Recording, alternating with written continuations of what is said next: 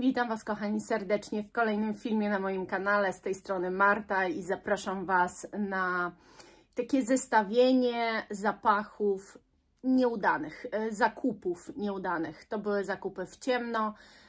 Tego nie ma dużo, więc bardzo się cieszę, ale jednak parę sztuk się znalazło i o nich chciałam Wam dzisiaj opowiedzieć, więc serdecznie Was zapraszam. Zakupy były częściowo robione na grupach jako flakony ubytkowe,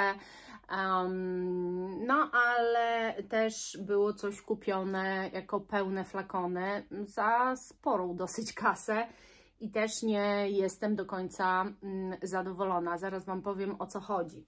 Zacznę od najdroższego z tego zestawienia zapachu, a mianowicie Vivian Healy. Na szczęście ten zapach bardzo się spodobał Dorotce, widzce mojej. Pozdrawiam Cię, Dorotko, serdecznie, i ona zażyczyła sobie, żeby go jej zostawić na Mikołajki, sprawi sobie taki prezent. Bardzo się cieszę, ponieważ u mnie miłości z tym zapachem nie ma. Jak wiecie, ja mam go wyciągniętego na listopad, raz go sobie już zaaplikowałam. Muszę Wam powiedzieć tak, że to jest przepiękny zapach. Generalnie naprawdę jest tak wykwintnie i bardzo elegancko zrobiony. Ale nie czuję z nim chemii, nie czuję z nim takiego połączenia. Po prostu jak go noszę, za mało go wyczuwam. W ogóle na ciuchach się utrzymuje super, ale na moim ciele, moje ciało zjada ten zapach. Szkoda, żeby się taki zapach marnował u mnie na półce. Ja go kupiłam w sumie w ciemno ze względu na Waszą propozycję, że któraś z Was chciała go poznać. No, ale ja sama, ja tą markę już testowałam wielokrotnie, miałam kilka z niej zapachów i wybaczcie mi, ale tej marki nie będzie u mnie raczej na sklepie, no chyba że pojadę do Quality Misala i po prostu sobie przewącham i znajdę jakiś taki fenomenalny, który faktycznie mi się na tyle spodoba. Ale ja testowałam już sporo i ta jakość, trwałość pozostawia dla mnie jednak wiele do życzenia, a zapachy są bardzo, bardzo drogie. Więc ten pójdzie sobie w świat, nie jest z nim nic nie tak, on jest naprawdę przepiękny. Po prostu no nie czuję z nim tego, co powinnam czuć z zapachem, a szczególnie wtedy, kiedy go noszę, prawda? Kolejnym takim zakupem w ciemno było od jednej z widzek flakon ubytkowy i to jest Memo Paris Sintra. Tutaj z kolei bardzo mi się zapach podoba. Jest turbo owocowy, naprawdę bardzo ładny zapach. No i znowu parametry na mnie tragiczne. Ja nie mogę się nim cieszyć, ja muszę przychodzić, dopsikiwać się.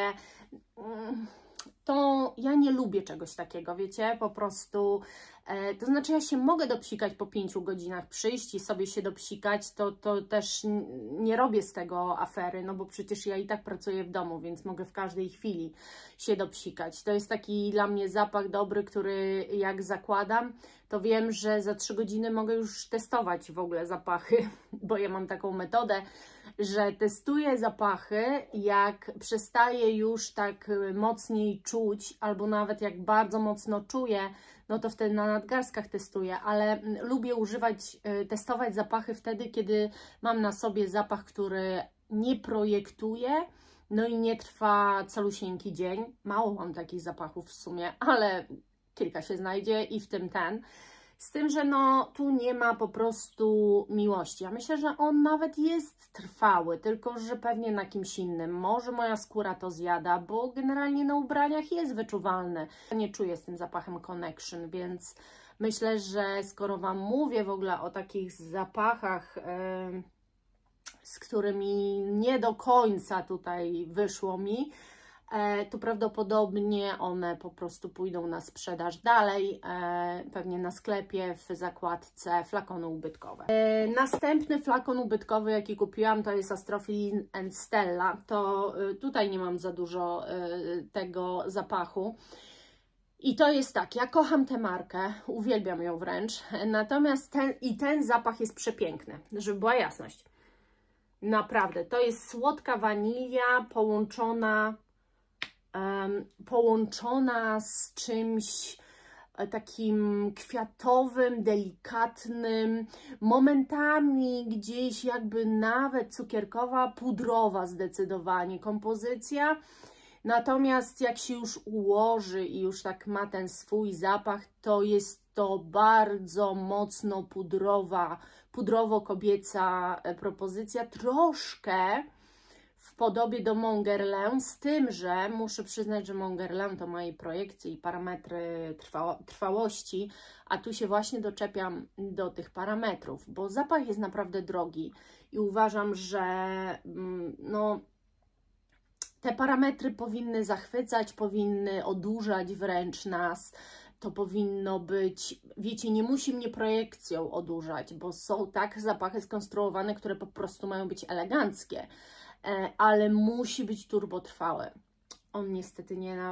No, ja nie lubię się z woniami, które mi się podobają, a które na mnie nie trwają przez cały dzień. I to jest właśnie jedna z nich. W zapachach do 100 zł o tym zapachu Wam właśnie nie powiedziałam. I mimo, że zapach mi się bardzo podoba, to jest Omesta, chyba się nazywa.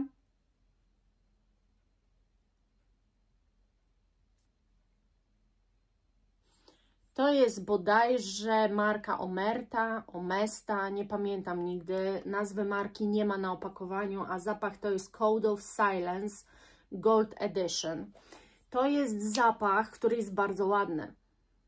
To jest, słuchajcie, taki zapach przestrzenny. Bardzo ładny zapach. Jest w nim też coś sensualnego. Przestrzenność jest trochę jakby taka skórzana, ale też jest w niej coś... Tu nawet nie można określić, czy tu są jakieś owoce, czy kwiaty. Prawdopodobnie nic z tego. Ja bym raczej powiedziała, że to jest zbudowane na piżmie wszystko, że jest to taki bardzo piżmowy zapach, bardzo przestrzenny, nieotulający.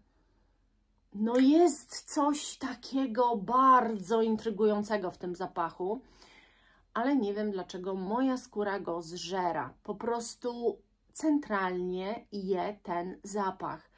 No i w związku z tym, że moja skóra go tak pożera i że ja go nie czuję, a chciałabym czuć, no to z tego tytułu nawet nie ubieram go za bardzo. Chociaż kurczę, no tak mi się zapach podoba, jest naprawdę wysoce sensualny, bardzo ciekawie stworzony. W ogóle jak za zapach do 100 zł, nie pamiętam ile on kosztował, ale myślę, że 40-50 zł może za niego zapłaciłam. To jest naprawdę rewelacyjnie zrobione. Tylko ewidentnie coś jest nie tak z moją skórą. Kolejny zapach, z którym nie mogę się dotrzeć, to jest marka Histoire de Parfum i to jest Edition Rare Fidelis. Może Wam pokażę. O. To nie jest byle jaki zapach. To nie jest taki zapaszek od tak sobie. To jest zapach na mrozy i mam tego świadomość, że ja powinnam poczekać, aż te mrozy nastaną. Ale ja nie do końca mogę się polubić z tym, co czuję w korku. To jest, wiecie co, taka historia, że ja tu czuję drzewo. Nie wiem, może jakieś takie ciemne drzewo typu dąb, może to jest drzewo gwajakowe, ono jest może takie bardziej balsamiczne i takie kwaśne. Też nie chciałabym, żebyście mnie źle zrozumieli, że to jest jakiś zapach kwaśny, bo nie. To jest zapach turbo drzewny. Wręcz można też się posilić, że jakby gdzieś był irys. Wszystko jest takie, wiecie, żywiczne. Wszystko jest takie wręcz ociekające, bardzo takie lepkie. To nie jest zapach otulacz, jest taki zapach trochę lasu, trochę przyrody, ale dla mnie zbyt mocny. I teraz ja się nad nim zastanawiam, bo mi się wydaje, że ten zapach polubi Wojtek. właśnie za tę ulepność i taką lepkość po prostu tego zapachu. On lubi się z takimi nutami i wydaje mi się, że właśnie on się z tym zrozumie. Tu jest też taka jakby, nie wiem do końca jak to opisać. To jest trochę podobny zapach do Electimusa Vanilla Edesia. Tylko że Vanilla Edesia, tam było czuć tę wanilię. Ona miała swoją rolę do odegrania i tam było mniej lepko, jakby od tej żywicy, a tu jest tak no intensywnie, mocno.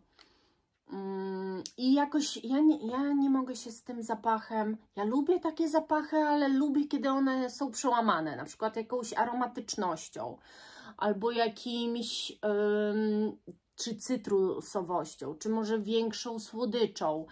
Tu nie ma za bardzo słodyczy, taki dosyć też monotonny ten zapach, nie wiem jeszcze co z nim zrobię, ale no, mam go tyle, więc troszeczkę tego jest, można poużywać, się zastanowię. I na ostatek zostawię Wam coś, co też mam wyciągnięte teraz na ten miesiąc.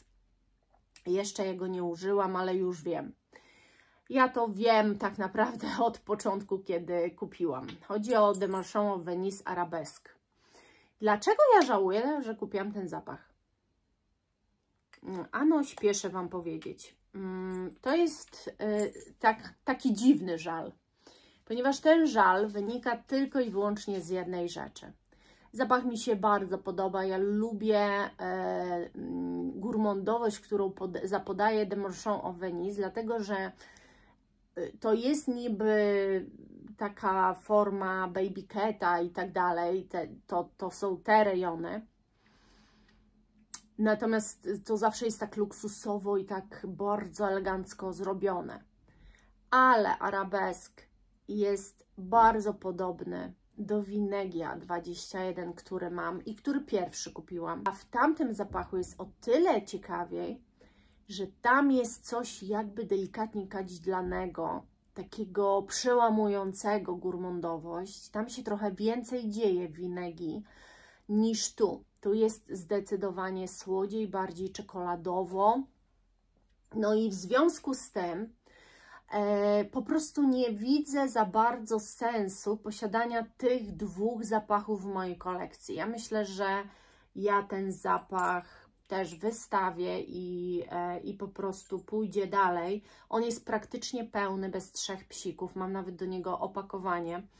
Więc myślę, że na upartego, jakby ktoś chciał, to nawet może go odkupić i podarować dalej. Słuchajcie, to jest zapach, z którego, jeżeli ktoś nie ma Vinegia 21, to kobieta będzie zadowolona, bo to jest bardzo elegancki, przepięknie zrobiony zapach, jest idealnie zblendowany. Ciężko jest opisać zapachy marki The Marchand of Venice, dlatego że tu jest klasa sama w sobie i ją czuć po prostu.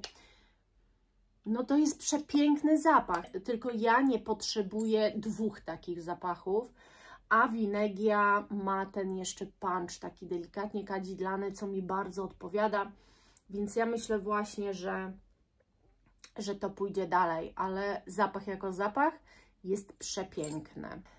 No i to by było na tyle. Taki krótki filmik, ale mam nadzieję, że mimo wszystko Wam się podobał. I zapraszam Was serdecznie do mojego sklepu. Zaglądajcie tam, przeglądajcie, bo na święta zrobiłam póki co takie 2 zestawy świąteczne. Możecie poniżej dawać swoje propozycje, co byście chcieli. A może chcielibyście zestaw 3 zapachów po 10 ml, jakichś takich bestsellerów na przykład. I moim zdaniem to mógłby być idealny prezent dla perfumomaniaka. Ja też zamierzam to pakować tak bardzo elegancko, czyli w pudełeczko, z kokardeczką, tak żeby można to też było komuś ofiarować. Więc jeżeli macie ochotę sprezentować, bo macie kogoś bliskiego, kto tak jak Wy kochacie perfumy, sprezentować coś takiego, wpuścić go w taki świat może trochę droższych zapachów, które chciałby poznać, no to też możecie mi na przykład poniżej napisać,